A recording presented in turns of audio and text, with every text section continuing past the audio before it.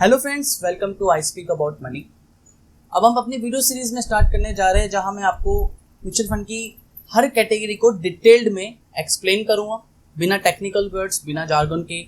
उसकी वर्किंग कैसी है, उसमें लूप होल क्या है और उस कैटेगरी में आपके लिए कौन सा फंड बेस्ट ऑप्शन है। तो पहले हम डेट फंड्स को कवर करेंगे और डेट फंड में जो आज जिस सब कैटेगरी को हम आज मैं आपको बताने वाला हूं वो है ओवरनाइट फंड्स। तो पहले जानते हैं कि दोस्तों कि ओवरनाइट फंड है क्या। Overnight fund debt fund category में सबसे जो रिस्कोमीटर के हिसाब से जाए तो सबसे लीस्ट रिस्की फंड है वो है, या लीस्ट रिस्की कैटेगरी है वो है ओवरनाइट फंड्स। ओवरनाइट फंड होते क्या है? ओवरनाइट फंड अगर हम as per the SEBI definition जाए तो these are the funds that invest your money in overnight securities which matures within a one day. इसका मतलब ये है कि जैसे डेट फंड्स का वर्किंग क्या है। Date funds basically it's a borrowing instruments. जैसे बैंक से आप लोन लेते हो ऐसे ही कॉर्पोरेट्स या थर्ड पार्टी गवर्नमेंट्स लोन लेती है म्यूचुअल फंड हाउसेस से और उसके बदले में उनको इंटरेस्ट मिलता है।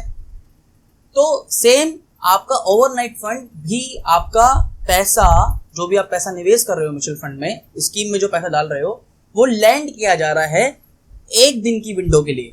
यानी आपका पैसा आज सुबह मॉर्निंग में दिया, कल मॉर्निंग में वो मैच्योर्ड हो जाएगा इंटरेस्ट के साथ, वो पैसा वापस फंड मैनेजर को मिल जाएगा। यानी आपने जो पैसा आज लगाया वो पैसा आगे फंड मैनेजर आपका थर्ड पार्टी को पैसा लैंड करेगी। उसके बाद अगले दिन मॉर्निंग में 24 आवर्स के बाद, 24 घंटे के बाद वो पैसा वापस उनको रिकवर हो जाएगा। जो भी इंटरेस्ट होगा वो इंटरेस्ट में मिल जाएगा।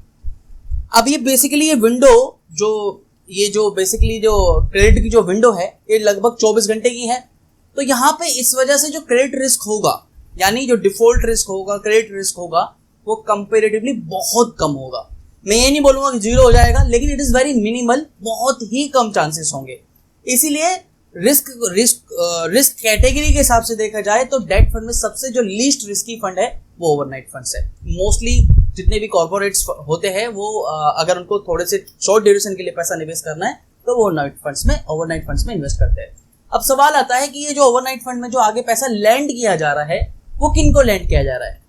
डेट फंड में बेसिकली पैसा आपका कॉर्पोरेट्स को लैंड किया जाता है या गवर्नमेंट सिक्योरिटीज को दिया जाता है या आरबीआई को दिया जाता है।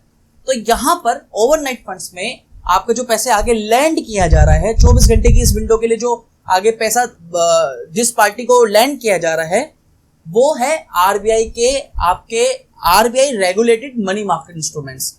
इनको अगर टेक्निकल लैंग्वेज में समझे तो इनको ट्रैप्स बोलते हैं। ट्रैप्स को मैं इस वीडियो में नहीं समझाऊंगा। ट्रैप्स के बारे में अगर आपको पढ़ना है तो डिस्क्रिप्शन में लिंक दे दूंगा, वहां जाके आप डिटेल में पढ़ सकते हो। पूरी वर्किंग दी हुई है, मनी कंट्रोल की वेबसाइट पे मैंने वो आर्टिकल देखा था जहां पे ट्रैप्स के बारे में पूरा अच्छे से समझाया हुआ है।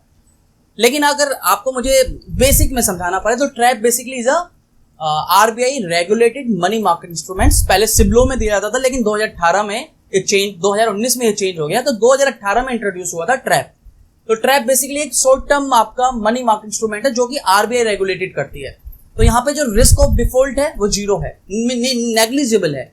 हम ये नहीं कह सकते जीरो है, बिकॉज अगर इकोनॉमी ही शट डाउन हो जाए तो there is some risk, but ऐसा कभी हुआ नहीं है और ऐसा होने के चांसेस भी नहीं है।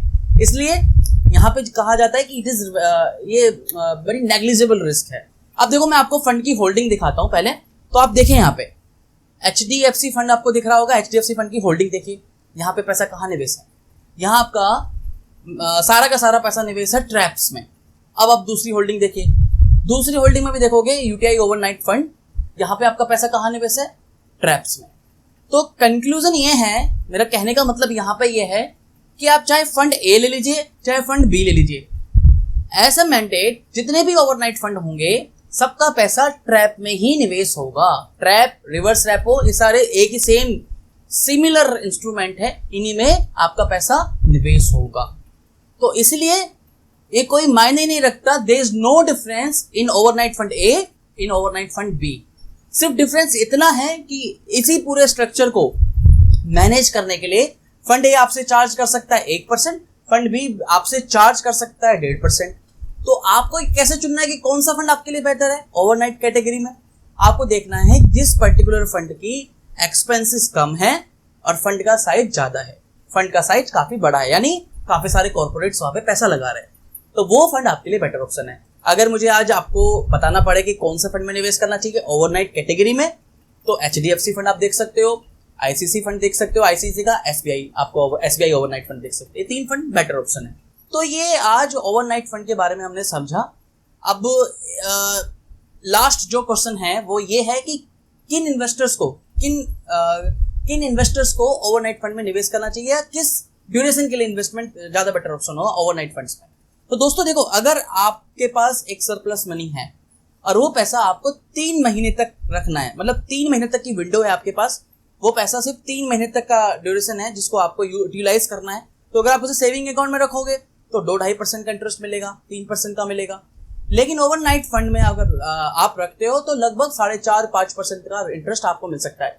हालांकि ओवरनाइट फंड के लिए आप रिटर्न चेस मत करना, it is substitute of saving account, क्योंकि सेविंग अकाउंट में जो 2-2.5% आपको इंटरेस्ट मिलता है, ओवरनाइट फंड में आपको लगभग 4-4.5% का इंटरेस्ट मिलता है। मैं यहाँ पे एनुअल परसेंटेज की बात कर रहा हूँ, मैं आपको एनुअलाइज्ड रिटर्न्स की बात कर रहा हूँ। तो ओवरनाइट फंड उन लोगों के लिए है जिनको 3 महीने के लिए निवेश करना है और उस पैसे पर वो किसी भी तरीके का रिस्क नहीं लेना चाहते। यानी मान लीजिए प्रॉपर्टी का पैसा बेचा है आपने, वो पैसा आपको 3 महीने के लिए बाद लगने वाला है, कहीं यूटिलाइज करने वाले हो, तो उस पैसे को आप ओवरनाइट फंड में लगा सकते हो।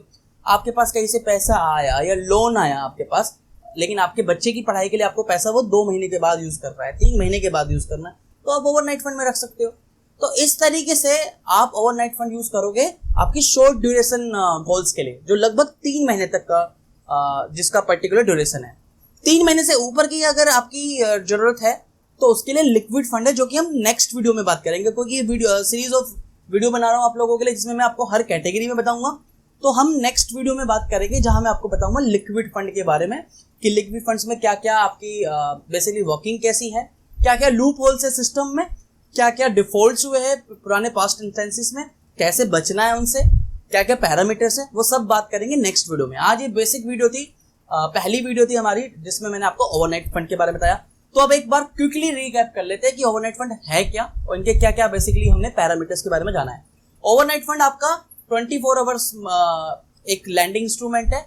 आपने आज मॉर्निंग में पैसा दिया, अगले दिन मॉर्निंग में फंड मैनेजर को पैसा वापस मिल जाता है इंटरेस्ट के साथ। ओवरनाइट फंड के लिए जितने भी फंड्स है सिमिलर है, सबके रिटर्न सिमिलर है, सिर्फ डिफरेंसेस वहां आ जाता है कि एक फंड का एक्सपेंसेस ज्यादा हो सकता है, एक फंड का डिफरेंसेस थोड़ा कम होगा। इस वजह से ओवरनाइट फंड्स के रिटर्न्स आगे पीछे होते हैं, हालांकि होल्डिंग लगभग सारी सेम है, सब कुछ सेम है।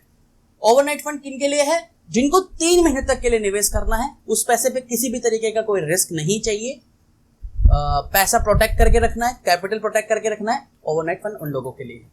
तो आज के लिए इतना ही था। ये वीडियो एक शॉर्ट वीडियो बनाई है मैंने आप लोगों के लिए ओवरनाइट फंड समझाने के लिए। और अगर ये वीडियो पसंद आई है तो इस वीडियो पे मेरा 500 लाइक्स का टारगेट है, ज्यादा बड़ा टारगेट नहीं है, आप अचीव कर सकते हो। इस वीडियो को अपने फ्रेंड्स, कलीग्स, अंकल जहां भी भेजना चाहते हो वहां भेज सकते हो। ट्रैप के बारे में पढ़ना है, नीचे डिस्क्रिप्शन में लिंक दे दूंगा। डिमैट अकाउंट खोलना है, नीचे डिस्क्रिप्शन में लिंक दे दूंगा। जीरोधा में जाके आप डिमैट अकाउंट खोल सकते हो अगर आप ट्रेडिंग करते हो। तो फिर आज के लिए इतना ही था। धन्यवाद। वंदे मातरम। जय हिंद।